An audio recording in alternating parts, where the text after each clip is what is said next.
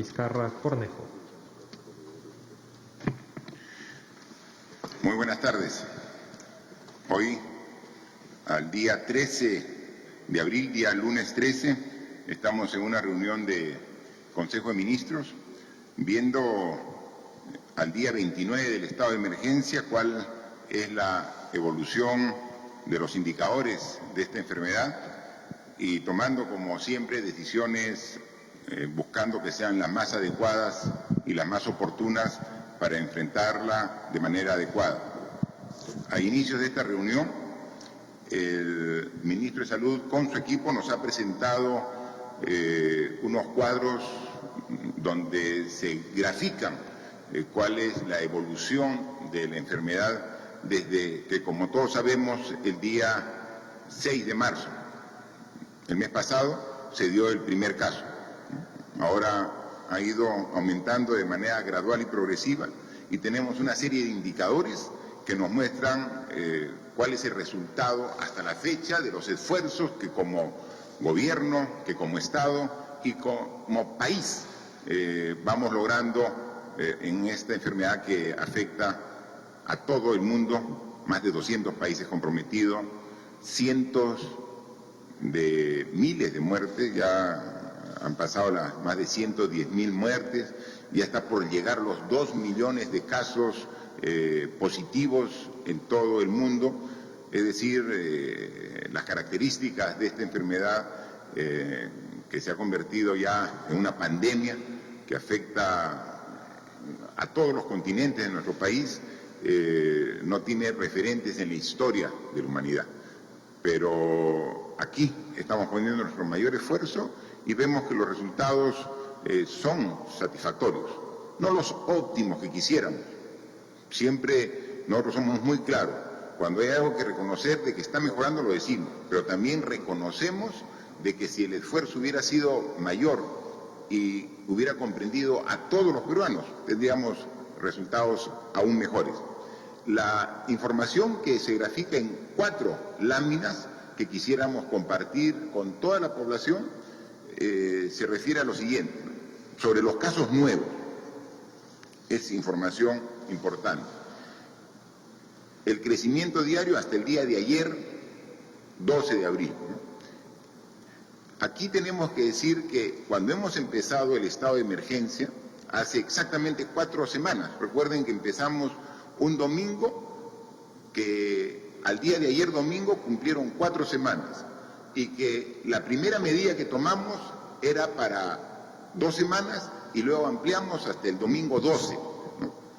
Entonces, ayer hubiera terminado el estado de emergencia, pero luego, después de evaluar de manera objetiva las cifras, tomamos la decisión de ampliarlo hasta el domingo 26, ¿no?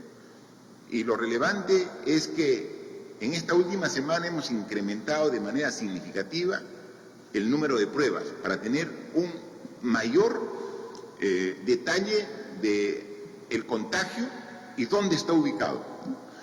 Y yo tengo aquí, por ejemplo, el resumen de los resultados de las muestras hasta el día de hoy. Hasta hoy se han tomado 87.116 muestras. El lunes pasado, exactamente hace una semana, yo reportaba que habíamos tomado 20.414 muestras. Es decir, en 3 semanas habíamos muestreado a 20.000 ciudadanos en nuestro país. Y ahora, en tan solo una semana, hemos muestreado a 67.000 ciudadanos. O sea, más del triple de lo que se hizo en las 3 semanas anteriores. Eso da lugar a que el número de casos positivos aumente, porque estamos tomando una muestra mucho mayor. Y aquí hay que ser claros, el universo de peruanos son 32 millones y algo más. El universo, 32 millones. Si pudiéramos tomar a los 32 millones, sabríamos exactamente cuántos hay en total en todo el país de ciudadanos contaminados con el COVID-19. Eso no se puede hacer, ni aquí ni en ningún país del mundo es factible hacer. Entonces hay que hacer muestras. La muestra que hemos usado nosotros de manera representativa de los 32 millones de peruanos en las 3 primeras semanas era más o menos de 1.200 ciudadanos por día. Esa era la muestra. Los expertos nos dijeron que era una muestra muy pequeña. Hay que aumentar la muestra. ¿A cuánto?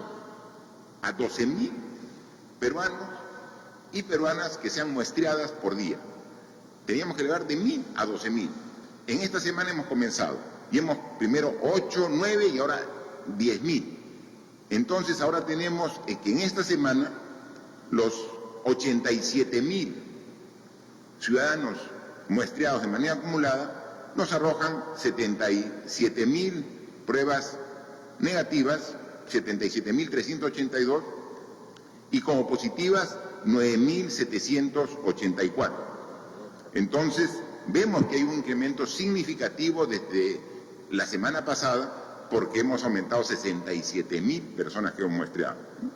Sin embargo, aquí vemos, y ahora sí nos referimos a las curvas, que de los casos nuevos que se vienen registrando, del 21% que teníamos previsto, hemos bajado al 20% de casos nuevos. Y la curva, que tenía una tendencia y una proyección a esta línea punteada, hemos logrado a partir del día 16, es decir, a la mitad del periodo que estamos evaluando, una tendencia a la baja. Entonces, a pesar de que el número absoluto de casos positivos ha aumentado por el tamaño de la muestra que estamos usando en la última semana, la tendencia tiende a la baja. ¿Y dónde se nota de manera más clara esa tendencia a la baja? Es en el caso ya específico de hospitalizados. Cuando tuvimos la evaluación hace 2 semanas, teníamos que el incremento diario de hospitalizados crecía por el orden del 22%. El 22% cada día aumentaba los hospitalizados.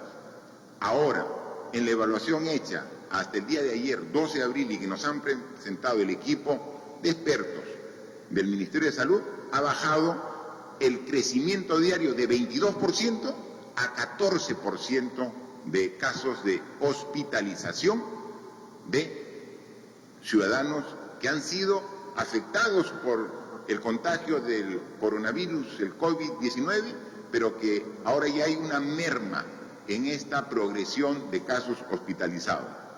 Si vamos de los hospitalizados, cuando agravan su condición en el hospital, tienen que pasar a la unidad de cuidados intensivos. De igual manera, nosotros teníamos que el crecimiento diario de pacientes que pasaban a cuidados intensivos era de 22%. Hoy, el informe actualizado ha bajado de 22% a 17%. Es decir, que la curva ya comienza a buscar la tendencia de la horizontal. Por eso incluso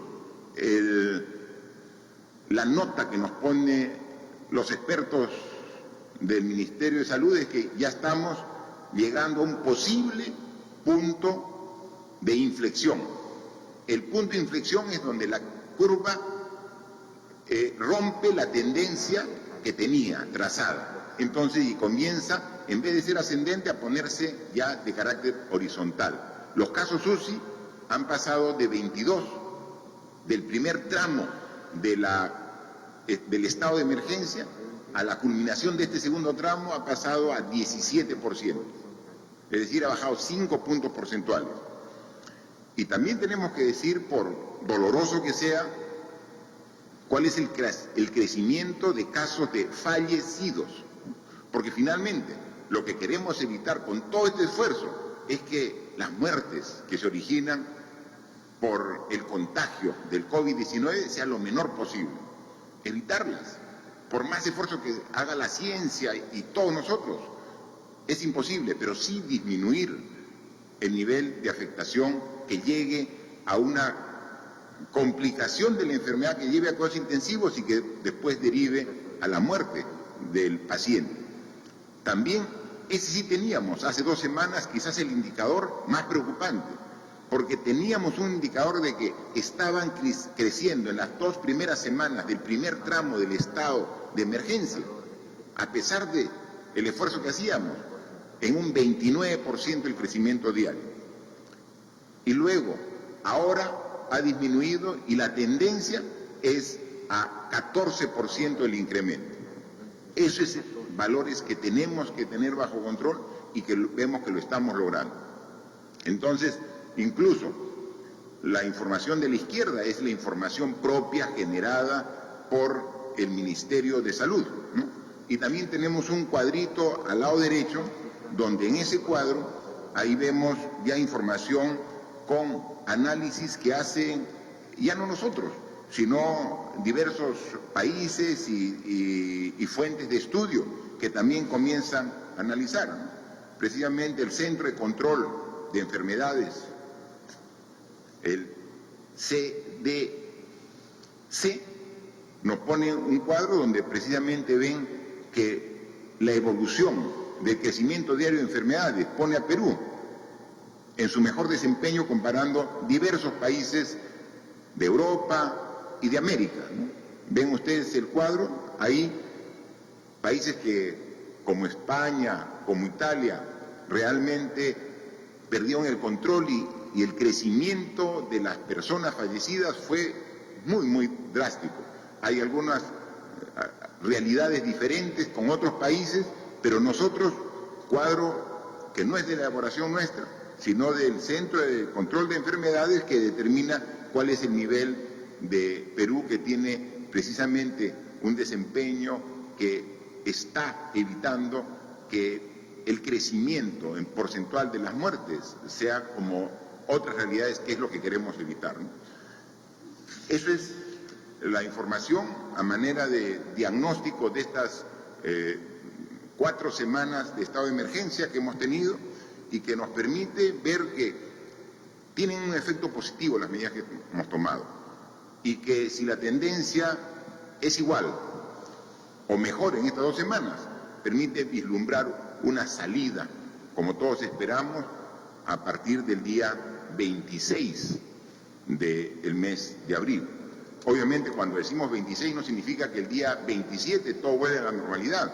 Va a ser un proceso gradual para poder ir con un control muy a detalle de actividades, porque todo lo que vamos logrando se podría perder si es que se abre para una actividad previa al estado de emergencia. Entonces tiene que haber todavía un trabajo para mantener esto en las 2 semanas que quedan, con algunas medidas que estamos discutiendo aquí en Consejo y se las voy a dar a conocer, y de ahí en adelante una gradualidad para retornar a las actividades que todos esperamos podamos retomar. Por eso, complementando, es de que a la fecha tenemos 901 pacientes que se encuentran hospitalizados, de los cuales tenemos 143 pacientes con ventilación mecánica en UCI, cuidados intensivos. Como hemos dicho, ya tenemos dispuesto ahora más de 500 unidades en cuidados listas para recibir a pacientes en cuidados intensivos, y nos hemos puesto como meta todo el sistema de salud duplicar a 1000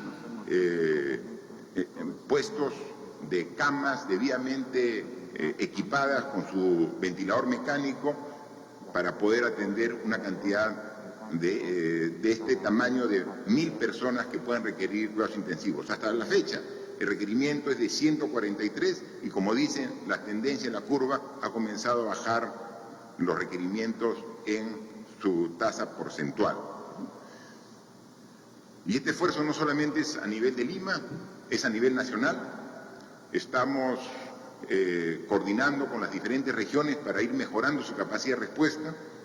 Yo he estado personalmente la semana pasada en Tumbes. Han ido equipos del Ejecutivo, del Gobierno, a regiones como Lambayeque, Loreto, Arequipa, Tacna, coordinando estrechamente con las autoridades regionales, locales, para sumar esfuerzos.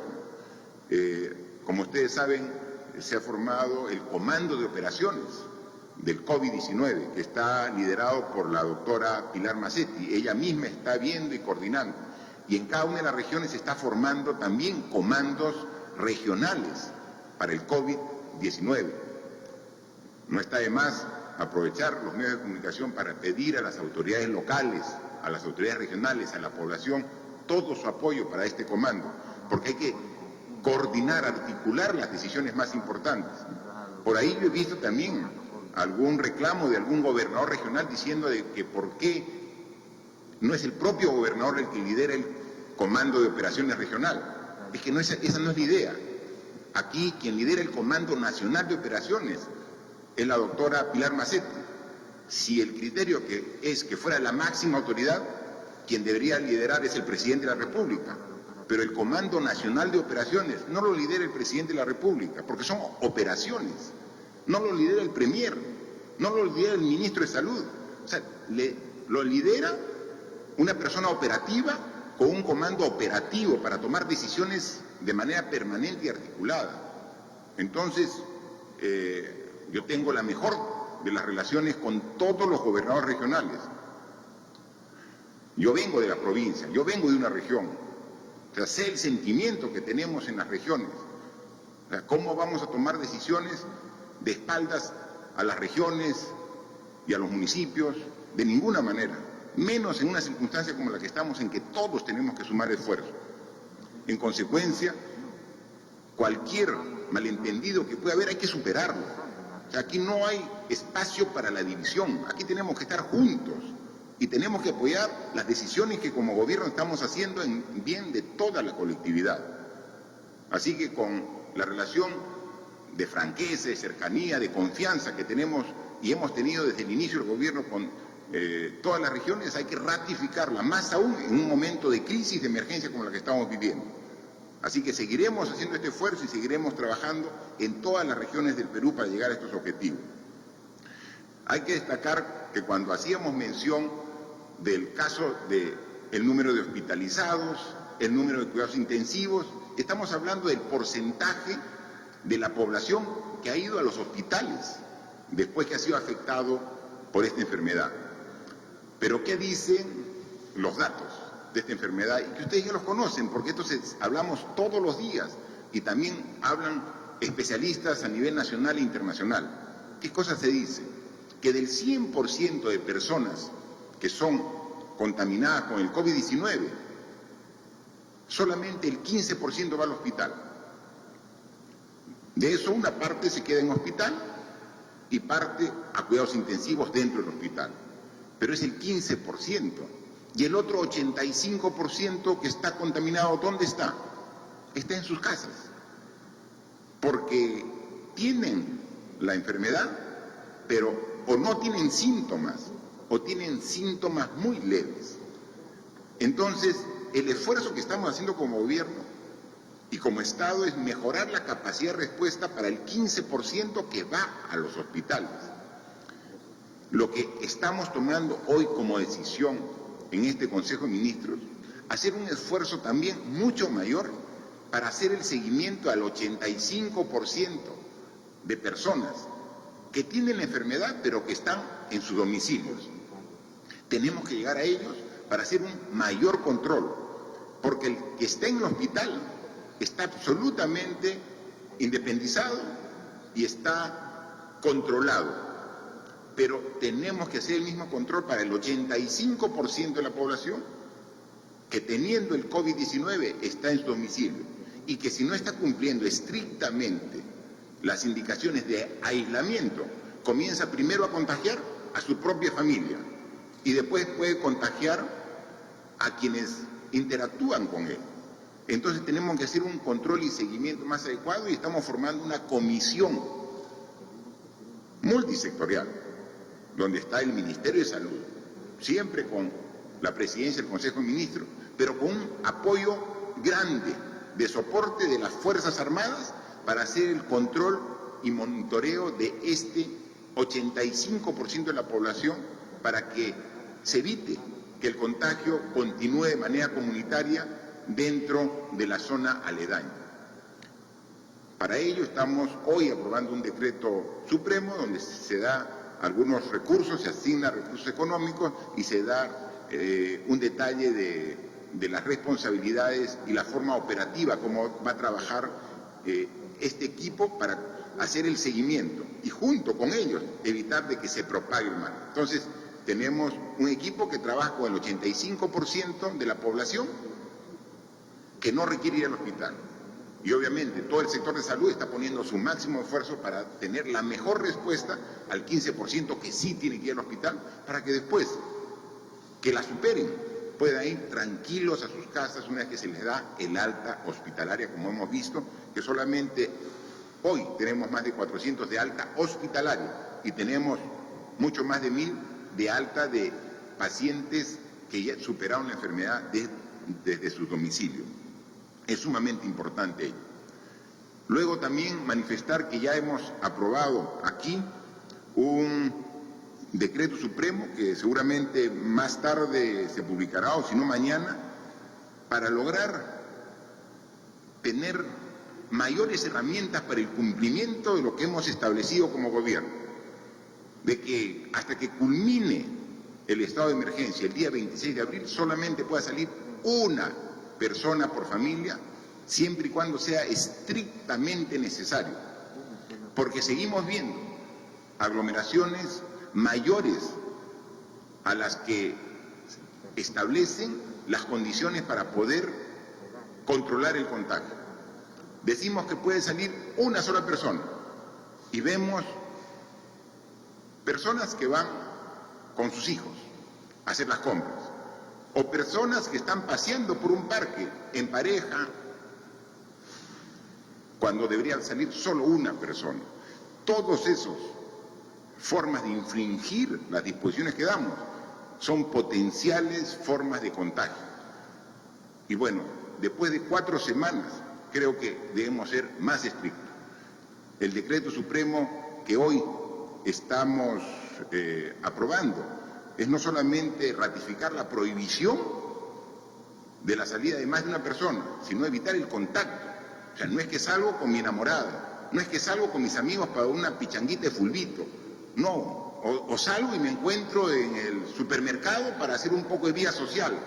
Estamos atentando contra el esfuerzo que estamos haciendo para bajar esa curva que vemos que está bajando, pero que tenemos que bajarla aún más. Entonces, ahora la sanción con el decreto es con una multa. O sea, bueno, pues, quien no incumpla será merecedora de una multa.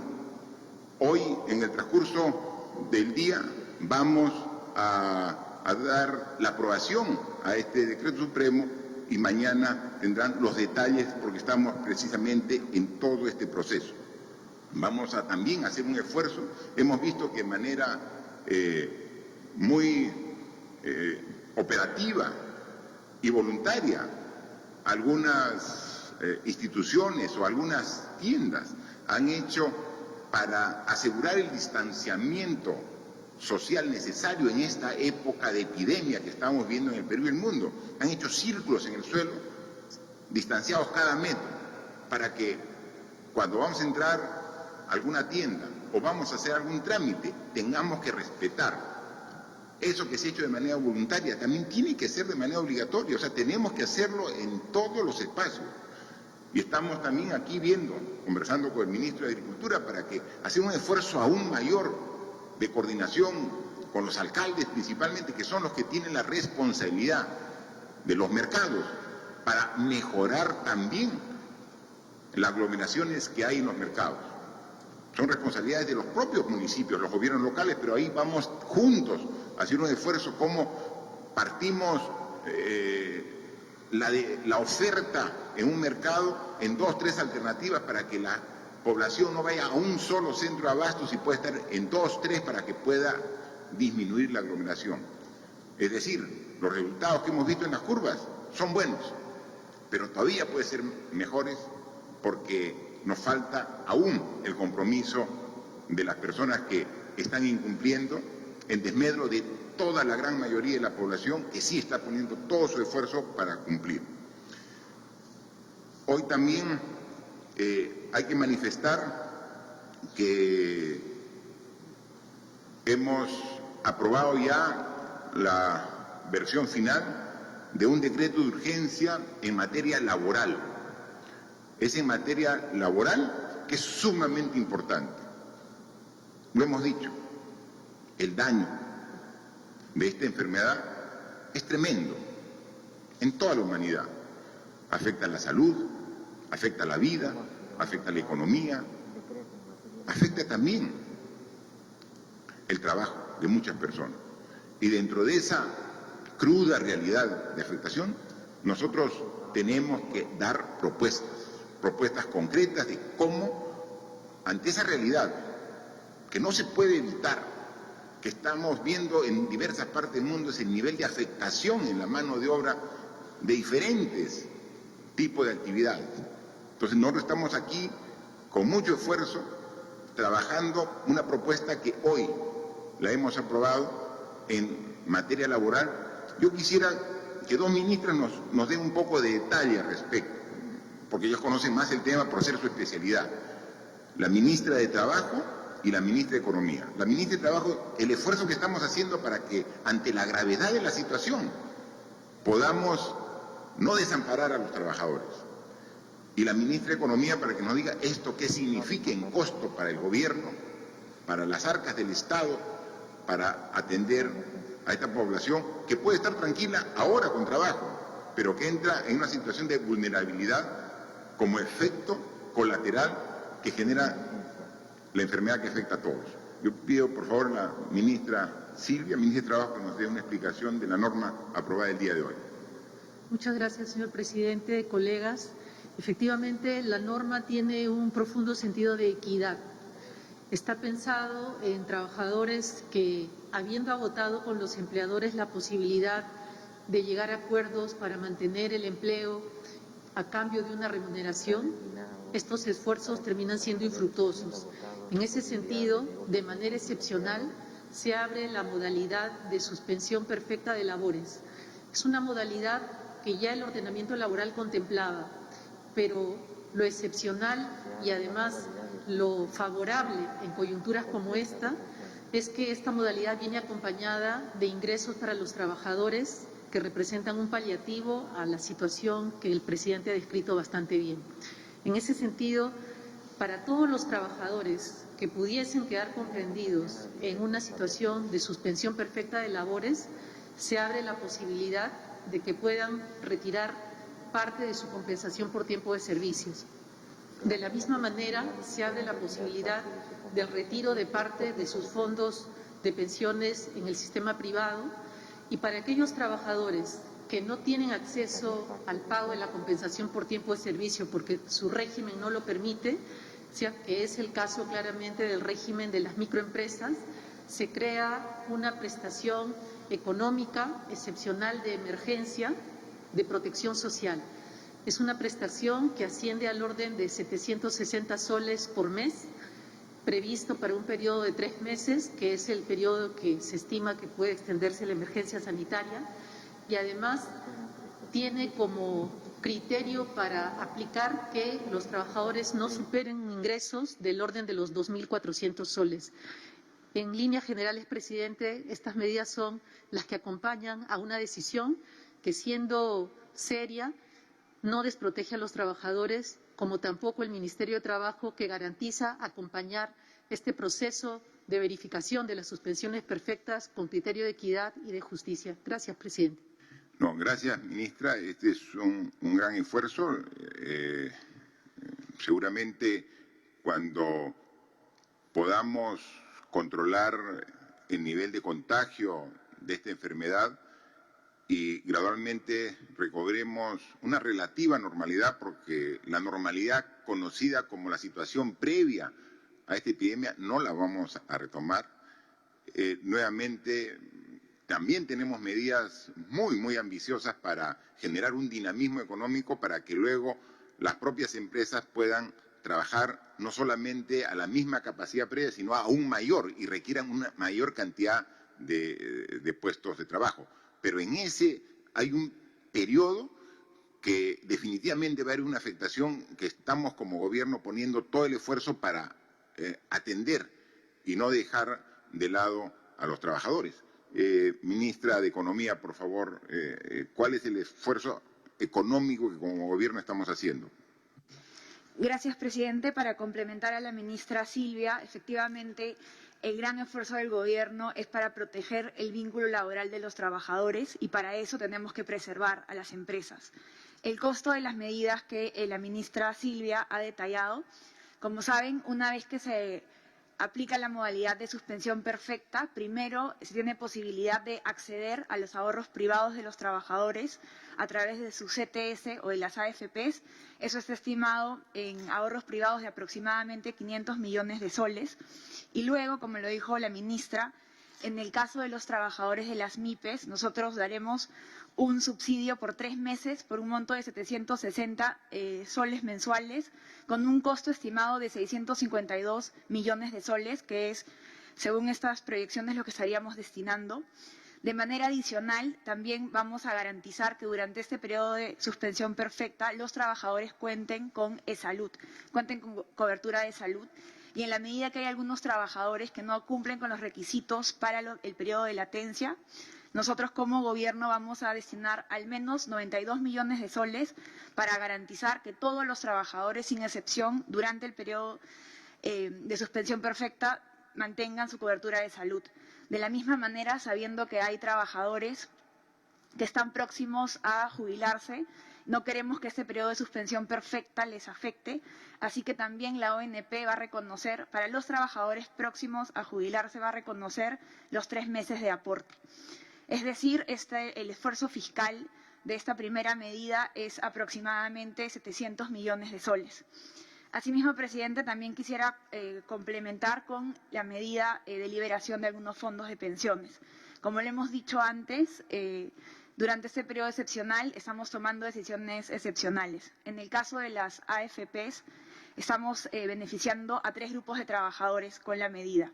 La primera tiene que ver con los trabajadores que acceden a la suspensión perfecta, como lo dijo la ministra Silvia. Ellos podrán retirar 2.000 soles. Luego hay un segundo grupo de trabajadores donde de cierta manera ampliamos la medida aprobada algunas semanas. ¿Qué implica esta medida? Que los trabajadores que han dejado de aportar en los últimos 6 meses también puedan acceder a su fondo de pensiones por 2.000 soles, a su fondo privado de pensiones. Esto beneficiaría aproximadamente a 500.000 trabajadores y se podría tener un acceso a al menos 700 millones de soles. Y hay un tercer grupo. El primer grupo entonces es los que entran en la suspensión perfecta. El segundo grupo son los que han dejado de aportar en los últimos 6 meses, que se complementa a la medida aprobada. Y hay un tercer grupo.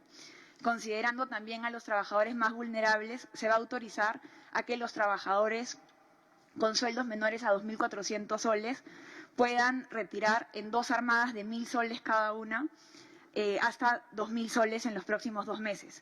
Esta medida va a beneficiar aproximadamente 1.9 millones de trabajadores por un costo aproximado de 3.400 millones de soles. Todas las medidas, entonces, que estamos aprobando en este nuevo decreto de urgencia van a beneficiar en temas de acceso a fondos de las AFPs a 2.4 millones de trabajadores con un impacto estimado de 4.229 millones de soles. Gracias, presidente. Bien, ministras, ahí en esta norma, como se ha explicado también, se está considerando un artículo para ampliar la posibilidad de retiro de los depósitos de las AFPs, los fondos privados de pensiones. Nosotros ya en una norma anterior permitimos, a través de un decreto de urgencia, que los trabajadores que ya no estén laborando, que no estén en planilla, puedan retirar hasta 2.000 soles. Pero era si tenían más de 6 meses sin aportar a la AFP. Ahora, la norma que hoy está aprobada, pueden retirar todos los trabajadores que hayan dejado de laborar, así hayan dejado de laborar hasta el último mes. Si tienen menos de 2.000 soles como aporte, pueden retirar todo. Y si tienen más de 2.000 soles en aporte, pueden retirar hasta 2.000 soles. Eso es si no están trabajando. Pero los que están trabajando y siguen en planilla, si su sueldo es hasta de 2.400 soles, pueden también retirar 2.000 soles de sus aportes a la AFP. ¿Qué quiere decir esto? La primera norma que dimos en un decreto de urgencia anterior alcanzaba y beneficiaba a 3.077.000 aportantes al Fondo de Pensiones. Con esta norma tenemos más o menos incorporados a ese beneficio alrededor de 2,5 millones de aportantes más del sistema privado de pensiones. Entonces, son 5,5 millones de personas que pueden retirar hasta 2.000 soles, que son los que realmente necesitan. Sabemos que los aportantes al sistema privado de pensiones son más o menos 6,5 millones. Entonces, 1 millón, que son los que están trabajando y que ganan más de 2.500 soles mensuales o 2.400 soles mensuales, son los que ellos por el momento no tendrían esa facilidad. Así que estamos haciendo este esfuerzo. Eso significa una autorización de un retiro del Fondo de Pensiones del orden de entre 8.500 a 9.000 millones de soles para que puedan también ser un alivio en este momento difícil por la cual todos estamos pasando. Manifestar hoy día también es ya la segunda semana de las clases remotas que hemos establecido en el Ministerio de Educación. El inicio fue bastante auspicioso. El lunes, martes, miércoles, la semana pasada. Luego se interrumpió precisamente por los días de jueves y viernes santo, ¿no? Pero hoy se retoma con más fuerza porque también la Asociación de Medios está colaborando también con 1 hora de su programación para dar los contenidos que requiere. No dudamos que esto va a ir mejorando gradualmente. Vamos a hacer el esfuerzo de llegar a toda la población estudiantil de inicial, primaria y secundaria para que puedan acceder a sus conocimientos que también ellos lo reclaman. Sabemos que en algunos casos en particular va a haber mayor dificultad que en otros, pero para eso estamos, para encontrar la solución a las dificultades. Hay que tomar en cuenta que es claro que para salir de esta enfermedad necesitamos el distanciamiento social y donde más acercamiento social son precisamente en las escuelas. Entonces, todavía es una de las actividades que va a demorar en retomar su actividad normal presencial, pero como queremos no castigar a los alumnos con la falta de conocimientos, es que estamos a través del Ministerio de Educación haciendo todo el esfuerzo para llegar a este objetivo. Se han adquirido una serie de materiales necesarios para poder combatir esta enfermedad. Por ejemplo, se han hecho algunas adquisiciones también aquí en Brasil ante la dificultad de la entrega de los proveedores. Se ha dispuesto que un avión de la FAP vaya directamente a Brasil a traer este tipo de materiales que son tan necesarios y tan importantes para el Ministerio de Salud. Hay una adquisición importante que se ha hecho también de materiales de equipos de protección para el personal, más pruebas para tener una mayor cantidad de muestras a nivel nacional que están en China y que hubo algunas dificultades la semana anterior, pero comentan que ya para el día de mañana está superada y estamos también reabasteciendo, que es necesario, porque los materiales se van acabando y entonces necesitamos reponer los stocks para poder atender como es conveniente y como corresponde, ¿no? Como ustedes pueden apreciar, después de 4 semanas tenemos que hacer una evaluación que hoy día se las hemos presentado y siendo esta evaluación objetiva, nos permite avisorar de que si reforzamos nuestro comportamiento en estas 2 semanas, si cubrimos los espacios que tenían todavía espacio de mejora, podemos lograr el objetivo que nos hemos propuesto. Depende de todos. No es que hayamos superado esta enfermedad, no, estamos todavía en pleno proceso. El esfuerzo de todos los peruanos rinde sus frutos, pero todavía no hemos cumplido la meta. O sea, si alguien se confía con una tendencia a la baja en las curvas de hospitalización, de cuidados intensivos o de letalidad, entonces el efecto sería contraproducente. Aquí la intención es siempre hablar con la verdad a la gente, a la ciudadanía, como siempre lo hemos hecho. Sí, hay una mejora en la tendencia en la curva, pero estamos lejos de lograr el objetivo. Y son claves estas 2 semanas. Por eso estamos tomando decisiones en conjunto para poder controlar a los que den positivo, pero mucho más intensamente. Por eso vamos a poner multa a los que no cumplan lo que está dispuesto por las normas y lo que hemos dado en las anteriores disposiciones que hemos hecho llegar. Entonces, si logramos todos reforzar nuestro comportamiento, mejorar el nivel de responsabilidad de todos los peruanos, yo estoy seguro que vamos a vencer de esta situación tan complicada por la que está pasando todo el mundo y nosotros también. Pero tenemos la fortaleza, tenemos la convicción, tenemos la voluntad de encarar este enorme reto que estamos trabajando juntos y que con una visión nacional que es importante, porque si bien el virus llegó por Lima, ahora está en todo el país y la respuesta tiene que ser así en todo el país, con responsabilidad.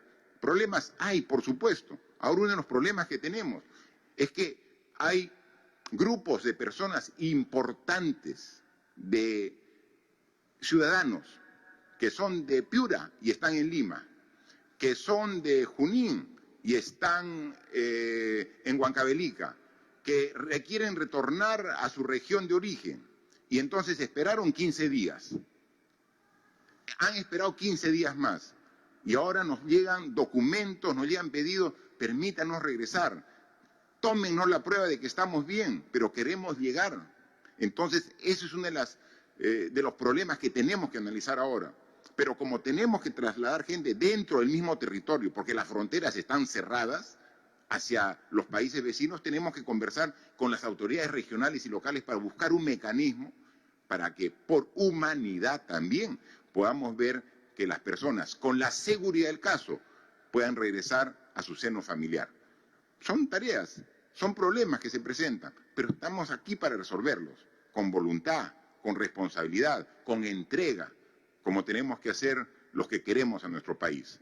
Ahora dejamos a las preguntas que los medios de comunicación hayan tenido a bien elaborar.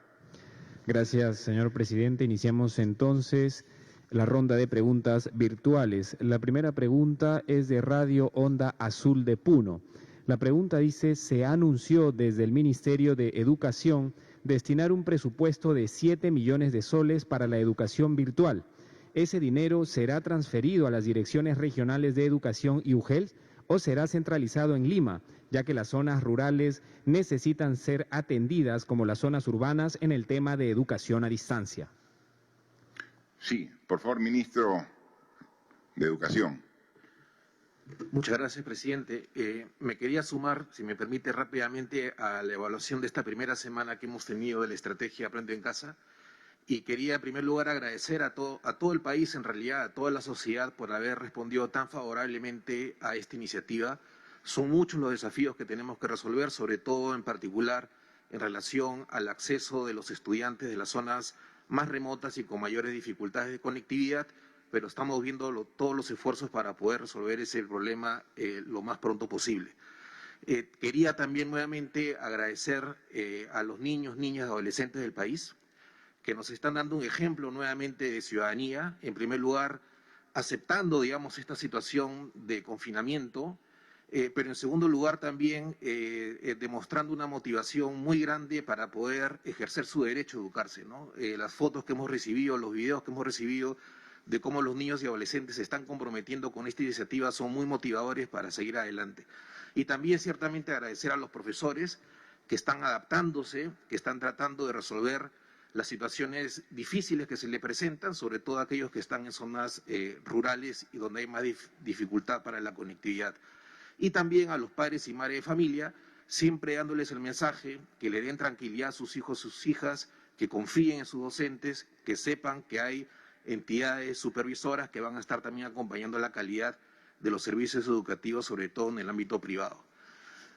Una manera de haber podido empezar de manera favorable, una de las razones, perdón, de haber podido empezar todo este proceso de manera favorable, positiva, es la articulación que hemos tenido con los gobiernos regionales y las direcciones regionales de educación.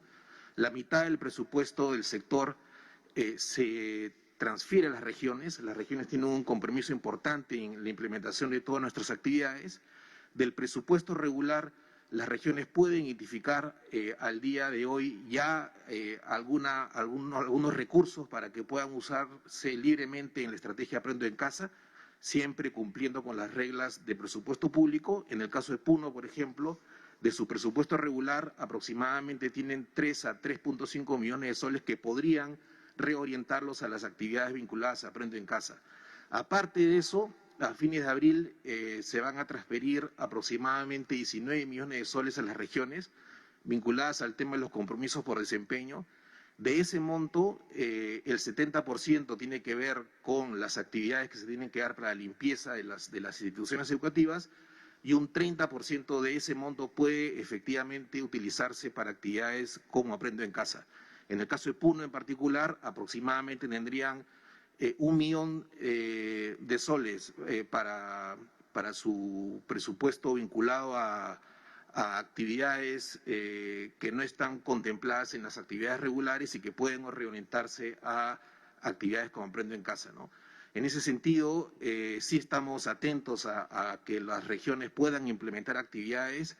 Un ejemplo de lo que lo vienen haciendo es que nosotros iniciamos nuestro trabajo con 350 radios regionales y al día de hoy son aproximadamente ya 1000 radios regionales, buena parte de ellas gracias al compromiso de las regiones de haber comprometido a estas radios en la implementación de la estrategia Aprendo en Casa.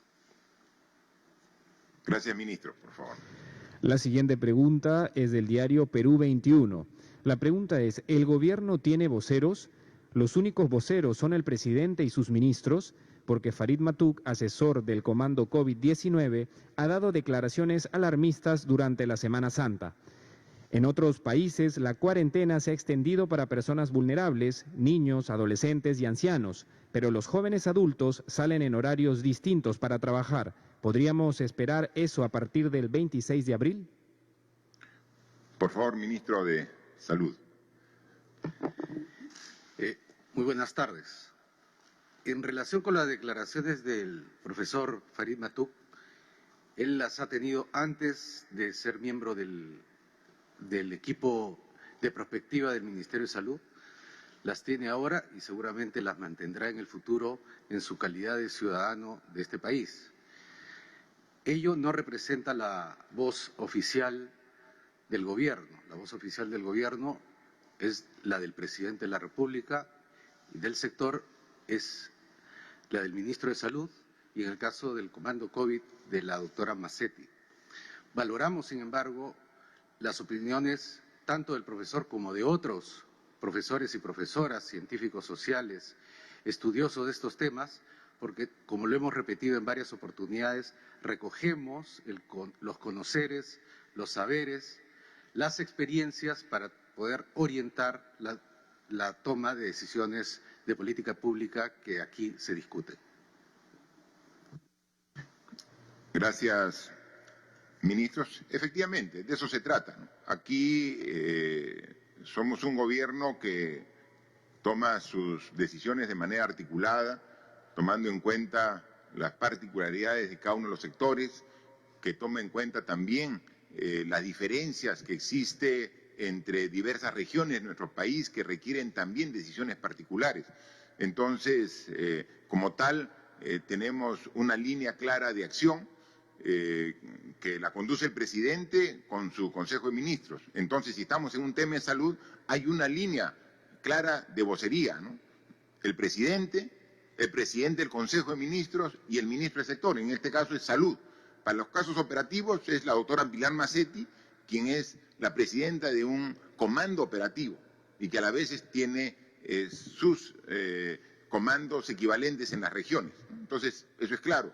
Si el tema es de seguridad, para eso tenemos la voz y la vocería del ministro del Interior, ¿no? En temas educativos, el ministro de Educación, en temas de atender a las poblaciones vulnerables, está el Ministerio de la Mujer y Poblaciones Vulnerables, como también el Ministerio de Desarrollo e Inclusión Social, y cada quien interviene con mucha claridad sobre el esfuerzo que estamos haciendo para poder superar esta situación tan compleja y difícil. Así que estamos trabajando todo ello.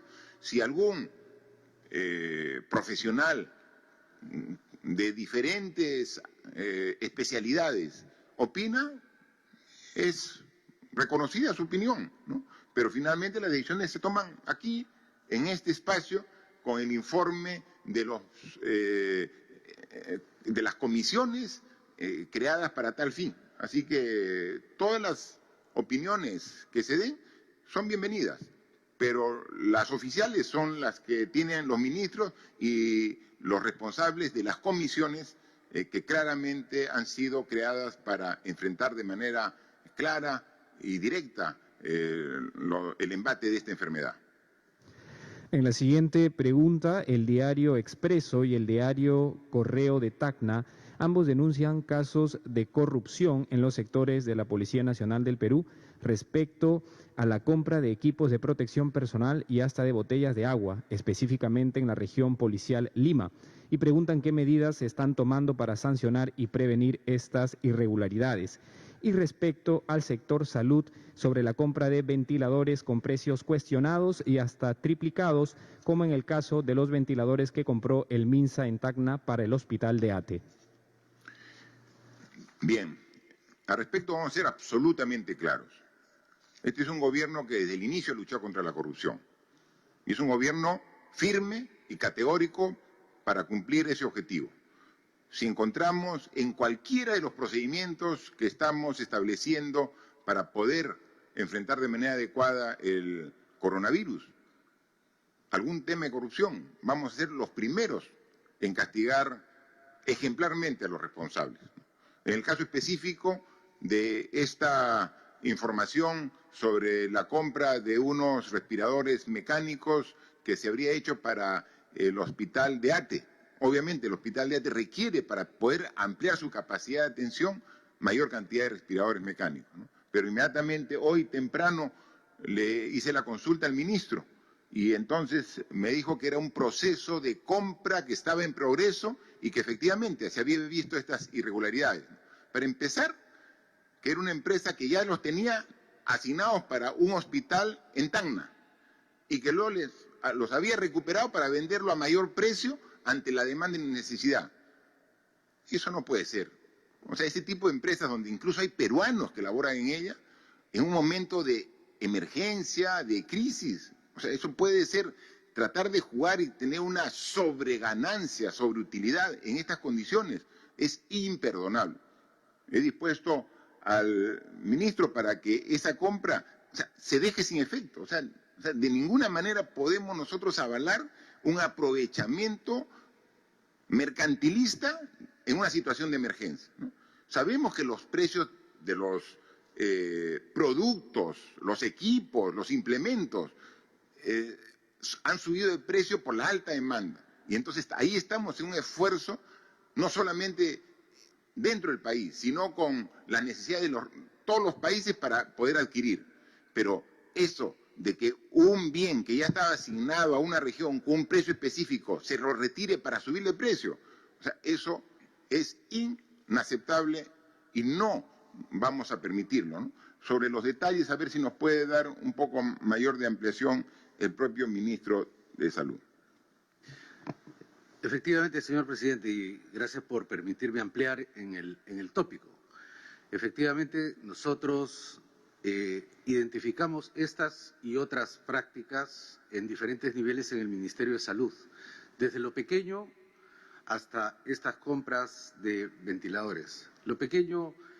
Para lo pequeño nosotros hemos desarrollado ya una estrategia para evitar el robo sistemático de los equipos de protección personal que se están dando prácticamente en todos los hospitales del país, y es un robo sistemático, cotidiano, que nos está debilitando en nuestro accionar. Para eso se han conformado, se están en proceso de conformación los comités de profesionales de esos hospitales y de trabajadores de esos hospitales para vigilar el uso adecuado de esos equipos. Pasa lo mismo con las pruebas rápidas, que el día de ayer, gracias a la intervención de la Policía Nacional, se pudo intervenir una práctica también de robo de las pruebas rápidas. Como usted ha dicho, señor presidente, estamos vigilantes de que el uso de los recursos públicos sea el adecuado. En este caso en particular, nosotros hemos enfrentado igual en el mercado, según las referencias de este proceso de compra, un incremento sustantivo de los precios, pero en todos los ofertantes. Se identificó a esta empresa como la que tenía el menor precio del mercado y la entrega en el menor tiempo posible. Como lo he explicado en este escenario, nosotros también calificamos muy alto la oportunidad porque la violencia de esta pandemia así lo amerita. En términos de oportunidad y de precio, se eligió esta empresa. Sin embargo, en el proceso tuvimos la denuncia de que estos productos habían sido trasladados de otra parte del país y ya habían sido pagados en esa otra parte del país. Nos estaban revendiendo este producto. Entonces, amparados adicionalmente, no solamente en su indicación de que pase a manos de la Procuraduría, amparados en los decretos que nosotros hemos aprobado, estos productos, como ya han sido pagados, estamos evaluando la posibilidad de seguir utilizándolos porque nosotros tenemos la capacidad de mover implementos hospitalarios de un lugar a otro del país, allí donde más se requiera, y que es lo que hemos venido haciendo en el caso del INEN, soportando o apoyando a Tumbes y en otras regiones. Muchas gracias, ministro, pero hay que tomar en cuenta, y eso lo conoce perfectamente el Premier, que algunas formas de corrupción no se presentan solo en el Ministerio de Salud, también puede estar en otro sector, y tenemos que responder así con la misma fuerza y energía para que de encontrar algún aprovechamiento de esta situación de emergencia por algún funcionario, algún empleado público, o sea, ser categóricos en la respuesta y ejemplares en el castigo de estos casos de corrupción, especialmente en una situación tan difícil para todos los peruanos. Por favor. Gracias, señor presidente. Para culminar esta ronda tenemos la pregunta de la Asociación de Prensa Extranjera en el Perú, APEP. La pregunta dice: los profesionales médicos de la comunidad venezolana en Perú han ofrecido colaborar para frenar la propagación del virus. ¿Están evaluando incorporar estos migrantes profesionales en momentos en que escasean médicos y enfermeras, sobre todo para atender zonas alejadas del país?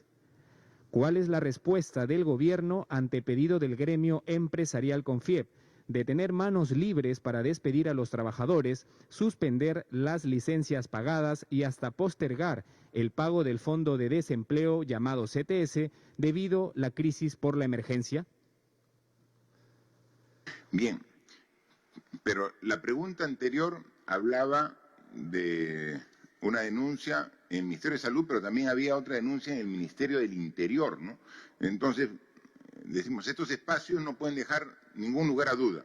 Entonces, también yo le pido al Ministro del Interior sobre las acciones del sector para precisamente ser absolutamente transparente en el uso de los recursos públicos. Por favor, Ministro Morán. Muchas gracias, presidente. Efectivamente, tuvimos conocimiento a través de un programa de televisión de una denuncia que se habían hecho compras irregulares en la Dirección de Administración de la Policía Nacional. La primera compra fue anulada. En la segunda compra, el proveedor entregó los bienes, pero al observarse irregularidades en la calidad del bien, este pago ha sido suspendido. En otras palabras, no ha habido perjuicio para el Estado, pero aún así se ha dispuesto la separación de todos los involucrados y para que intervenga la Contraloría General de la República. Para prevenir estos actos, presidente, me he puesto en contacto con la ministra de Producción y a partir de la fecha, la Oficina General de Administración del Ministerio del Interior va a centralizar todas estas compras para así evitar que cuando se diseminen compras pequeñas se generen espacios para procesos dudosos. Por otro lado, las empresas textiles de reconocida trayectoria se van a encargar de hacer las mascarillas para el personal policial cumpliendo las explicaciones técnicas del Ministerio de Salud. Y en segundo lugar, antes de venir al Consejo de Ministros, he tenido una reunión con el señor Contralor General de la República y le he pedido formalmente que audite todas las compras que ha hecho la Policía Nacional durante este periodo de emergencia, para que trabaje en forma imparcial, objetiva e irrestricta. Y si encuentra observaciones en el comportamiento de funcionarios o indicios dolosos, que proceda a la denuncia correspondiente. Y en tercer lugar, presidente, se ha publicado, nosotros somos respetuosos de la prensa, de su labor informativa, de su labor de denuncia, pero en esta guerra hay dos enemigos, y usted lo ha dicho muy bien, la desinformación y el pánico. Hemos tenido conocimiento por la carátula de un medio impreso hoy día, de una información que no tiene un origen de verdad, una nota de inteligencia que no es verdad. Y por esa razón, yo lamento mucho que con esta actitud se desprestigie la labor de la Policía Nacional. Aún así, y repito, presidente, un eje fundamental de la política de gobierno es la lucha contra la corrupción y la impunidad.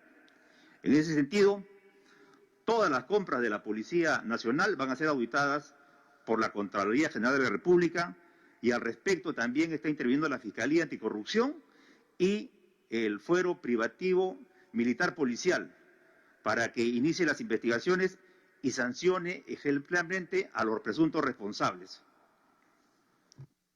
Gracias, ministro. Por eso es que insistimos tanto en el control concurrente o simultáneo de la Contraloría General de la República. Pedimos facultades legislativas al nuevo Congreso y no nos las dio. Inmediatamente presentamos un proyecto de ley en el mismo sentido y finalmente fue aprobado. Ya está vigente la ley del control concurrente y simultáneo en este periodo del estado de emergencia. Ya el primer requerimiento fue del orden de 10 millones de soles por parte de la Contraloría para poder cumplir con su objetivo. Ya salió la transferencia y se le ha dado los 10 millones de soles para que la Contraloría pueda desplegar toda su capacidad de control y fiscalización de todo lo que estamos haciendo. No solo nosotros, sino también los gobiernos locales que, por ejemplo, tienen la labor del reparto de las canastas de alimentos de primera necesidad que hemos dispuesto para las personas más vulnerables. Me informa la ministra de Economía que ya hay un segundo requerimiento de transferencia presupuestal por parte de la Contraloría. Todo el apoyo, porque obviamente queremos ojos que vean todo lo que se hace, porque tenemos que responder con celeridad ante una emergencia de este tipo, pero también con mucha honestidad y transparencia, que es uno de los requisitos que hemos puesto para cada una de las acciones que hacen cada uno de los ministerios. La pregunta de la Asociación de la Prensa Extranjera era sobre profesionales médicos de otras nacionalidades. Por favor, ministro de Salud.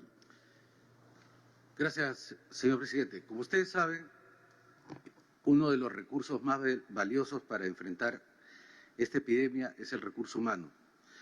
Y en recurso humano nosotros hemos tomado una serie de medidas tanto en el área laboral, en el área de bienestar, también en el área de la seguridad.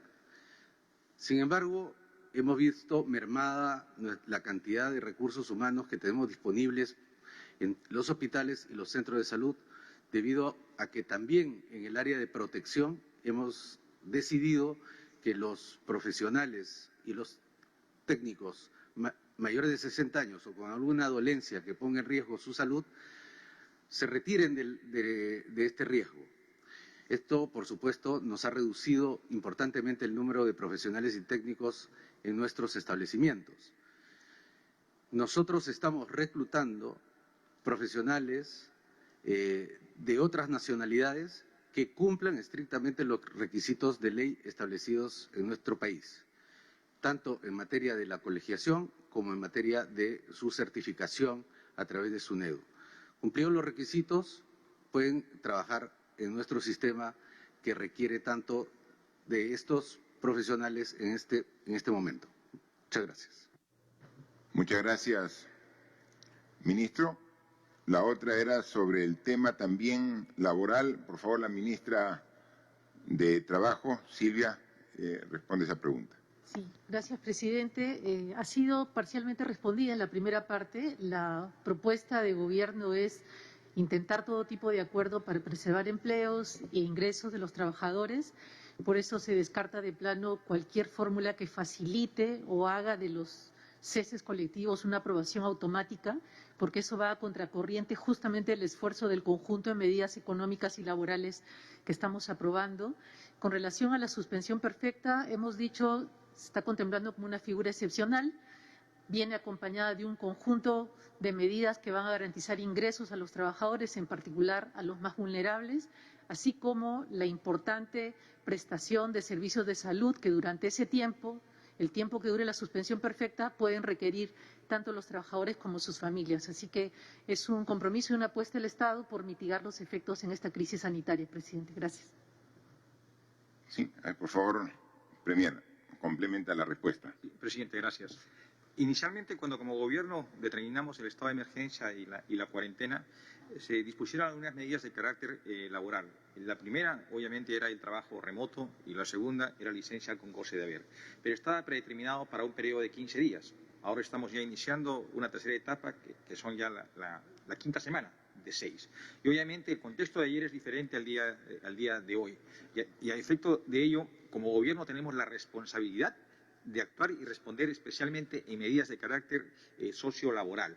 Efectivamente, desde el día miércoles de la semana pasada, a instancia del Ministerio de Trabajo, venimos trabajando una propuesta de carácter laboral respecto a la suspensión perfecta, lo que significa que tenemos que, como gobierno, dilucidar en la defensa del trabajo, pero también en la defensa de la fuente que genera ese trabajo, es decir, buscar un término medio que equilibre.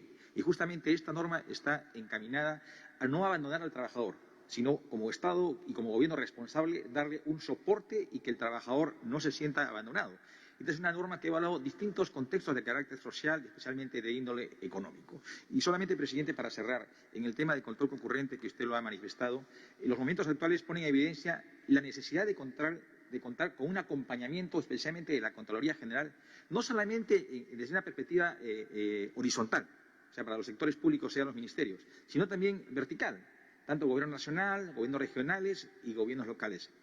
Hoy día se pone en evidencia de la necesidad de este acompañamiento. Sin embargo, como gobierno debemos ratificar una posición firme, clara y contundente de ayer, de hoy y de siempre.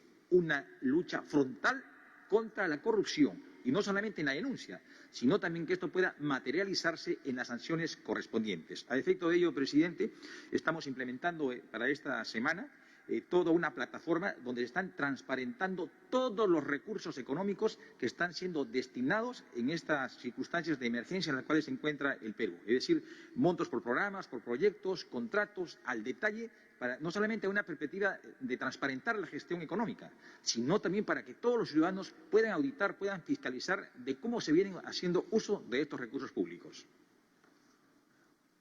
Muchas gracias, Premier, muchas gracias, ministros, ministras que han intervenido. Esta es la forma como venimos trabajando de manera articulada, con mucho esfuerzo, mucho esfuerzo. Aquí el reto es muy grande y tenemos todos que trabajar con toda nuestra energía para poder vencer esta enfermedad que, si no la enfrentamos juntos, no vamos a tener los resultados esperados. Estamos en un camino que nos permite avisorar un buen resultado si estas 2 semanas todos hacemos el esfuerzo adicional que hemos demandado desde el inicio. Somos conscientes de que la mayoría de la población ha tenido una actitud responsable, ha tenido una actitud solidaria para comportarse de manera adecuada, respetando las indicaciones que hemos dado como gobierno. Ha habido también parte de la población, felizmente, en una cantidad, en un porcentaje menor que no lo ha hecho. A ellos va nuevamente el llamado, no solamente por la multa a la cual van a tener que asumir en caso incumplan, sino por un tema de responsabilidad y solidaridad con todos los peruanos. No esperemos pasar por experiencias que vemos en otras realidades. Esto no va a ocurrir aquí en el Perú, porque vamos a comportarnos de manera adecuada, porque todos juntos vamos a actuar de manera solidaria, pensando en cuidar a mí, a mi familia, pero también a todos los peruanos. Depende de nosotros. Son cosas simples las que hemos pedido. Higiene, lavado de manos. Si salimos a la calle fuera de nuestro domicilio, tenemos que tener mascarilla. Mantengamos la distancia social. 1 metro por lo menos de diferencia con los que circulan alrededor de mí. Y lo más importante, solamente sale una persona de la casa en caso sea estrictamente necesario. ¿Es tan difícil cumplir esas indicaciones tan simples? Del cumplimiento de esas 4 indicaciones simples depende la vida y la salud de muchos peruanos. Quizás no de uno mismo, pero sí de nuestro familiar, de nuestro vecino, de nuestro compañero de labores. Hagamos todos que este esfuerzo valga la pena. Depende de nosotros el vencer esta enfermedad. Vamos por buen camino, pero falta todavía mucho. Esforcémonos hasta el final. Muchas gracias. Señoras y señores, la conferencia de prensa ha concluido. Se agradece a los medios de comunicación nacionales y extranjeros por las preguntas remitidas el día de hoy. Buenas tardes.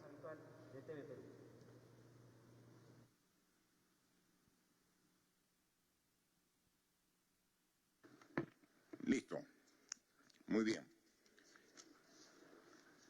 Entonces tenemos la